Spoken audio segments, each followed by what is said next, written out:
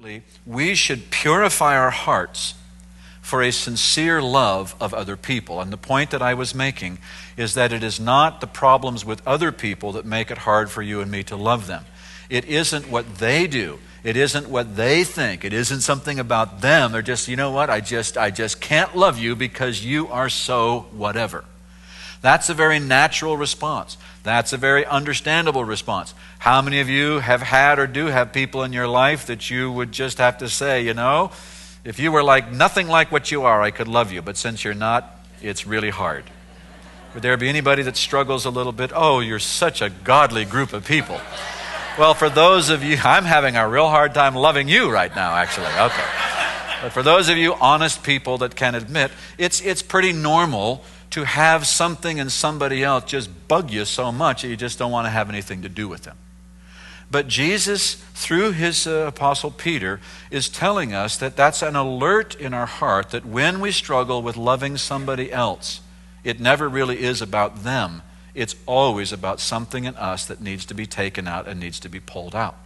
And what I can tell you, kind of fast forwarding here a little bit, whatever it is in my life that is preventing me from loving another person, and that has to be given up on or let go of or killed off, whatever it is that is preventing me from loving another person is also preventing me from growing to the full stature of what God has for me. And it actually, the stuff in me that I'm alerted to, it's like a diagnostic test. I'm having a really hard time with such and such a person.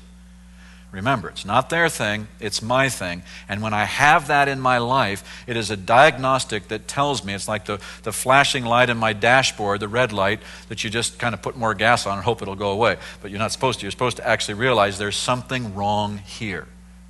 And whatever the cause of my inability to love another person is also the cause of what is retarding my spiritual growth. Will I still go to heaven? Absolutely. Will I flourish in the fall-orbed bounty of becoming a changed person and having the transformation in me become so life-changing for the sake of other people? And to the degree I allow the crud to remain, to that degree I have very little impact on others and I make very little progress myself. So it's not God issuing some big edict, you know, you better do this. He does want us to love other people because that's the most singular characteristic of who He is. And He wants to know He wants people to know what He is like. And He says, well, listen, if you can't get anything else across to them, if you can't convince them of anything else, please be sure you tell them that I love them.